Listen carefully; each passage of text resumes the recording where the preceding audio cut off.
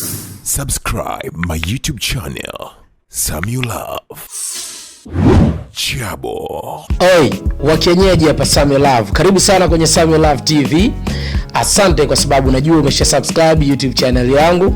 Kama bado hakikisha una subscribe na unabonyeza ile alama ya kengele ili pale ambapo chochote nakiweka kwenye YouTube channel yangu uwe wa kwanza kukiona, lakini pia usisahau kushare na washikaji. Na kukaribisha tena kwenye Chabo.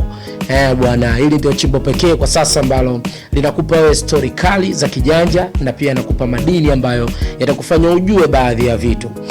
Last time tulizungumzia video ya Baba Levo, High na Low. Bwana, tukawa tumeiangalia video ya Baba Levo, lakini pia tukaangalia na video ya Common ambayo inaitwa The Sixth Sense. Nadhani tulizungumza vizuri sana, lakini this time around nataka tupige story mbili tatu kuhusiana na baadhi ya wasanii, lakini pia tupige chabo kwenye Instagram accounts za wasanii kutokea hapa nyumbani Tanzania, ambapo najua wengi wao umewafollow, kwa hiyo itakuwa is very easy kujua ama kuona kitu gani kinaendelea.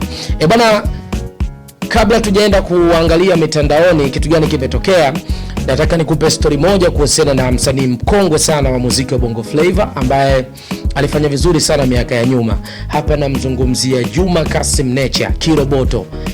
Bwana, alikuwa na majina mengi sana wakati ule, na kiukweli Juma Nature pia alikuwa ni mmoja kati ya wasanii ambao wamevunja record nyingi sana za kiburudani. Ukizungumzia kujaza maukumbi, kujaza mauwanja, Juma Nature miaka hiyo alishafanya sana, lakini nadhani kitu pekee ambacho kinafanya tusione maajabu yake ya miaka ya nyuma ni kwa sababu kipindi kile kidogo technology kwa hapa nyumbani ilikuwa sio kubwa, kwa maana kwamba hakuna clip zake nyingi, lakini pia hakuna picha zake nyingi ambazo tunaweza tukaona kile ambacho alikuwa anakifanya kwa miaka ile. Imebaki history.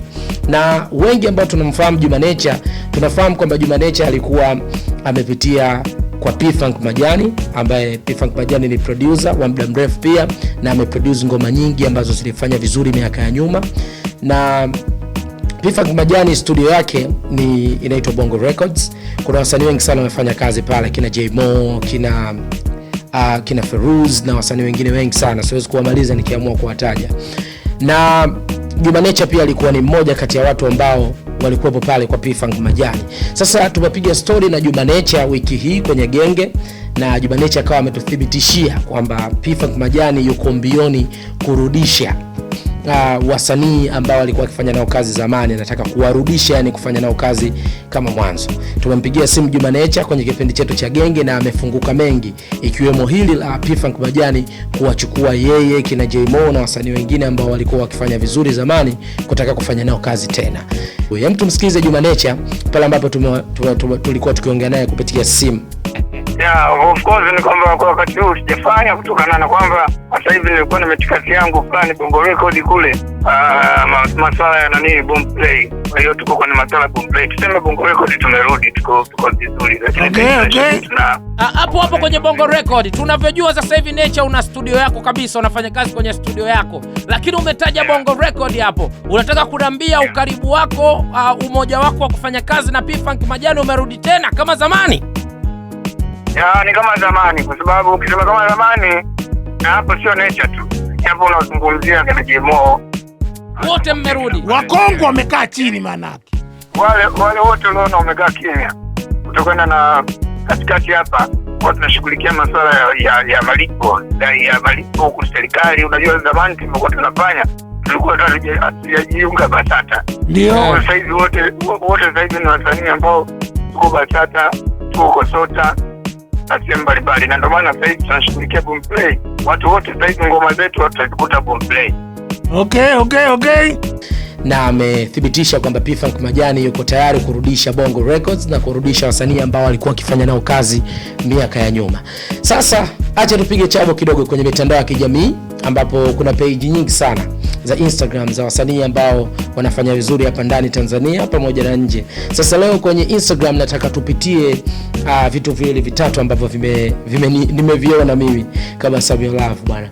Nimepita kidogo kwenye ukurasa wa Bilnas, bwana, huyu bwana mzee wa Chaff Pose, mzee wa hip hop ambaye sasa hivi pia ana kibao chake kinatesa sana cha Singeli. Nimepita kwenye ukurasa wake nikakutana na post ambayo Bilnas bwana na msanii Idris Sultan waga wanataniana sana. Kwa hiyo nikawa nimepita nikakutana na post ambayo Bilnas amepost, ana mtania Idris Sultan.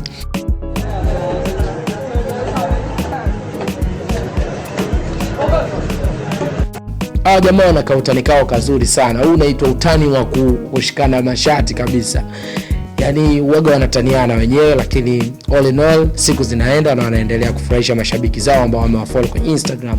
Bilnas na Idris Sultan, utani wao si wa mara kwanza, kwa sababu pia hata ukipita kwenye ukurasa wa Idris pia unaona vile ambavyo wanamtania Bilnas na wako fresh, wanaendelea kuenjoy. Hem, tuangalie hizi clip kidogo ambazo Idris anamtania Bilnas.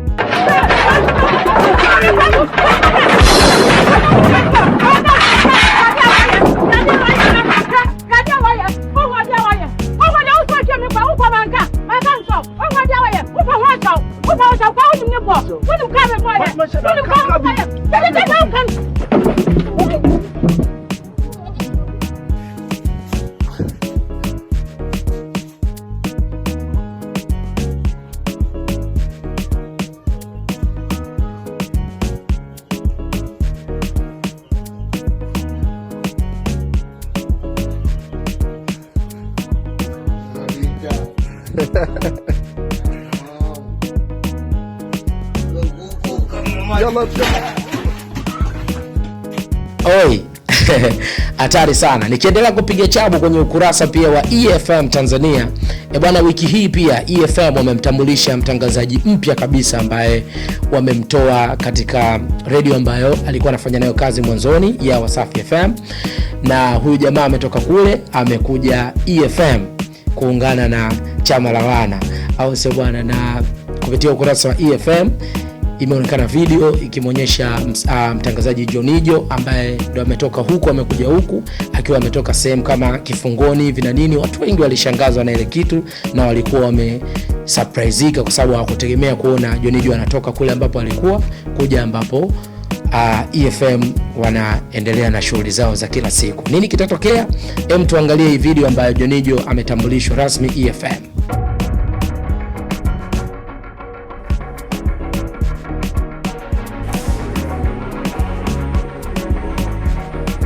Fungu namba 212. Fungu namba 212. Simama juu. Fanya haraka tuna kazi zetu bwana. Na wewe vipi hapo, mbona umesimama, kuna nini? Acha fujo wewe. Okay, nifuate.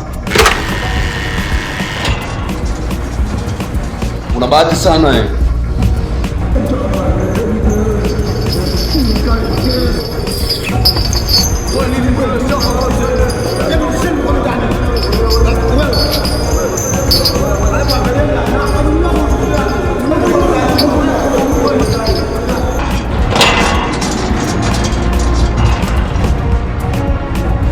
Nadhani umeona vile ambavyo Jinijo ametambulishwa EFM kwa mara ya kwanza.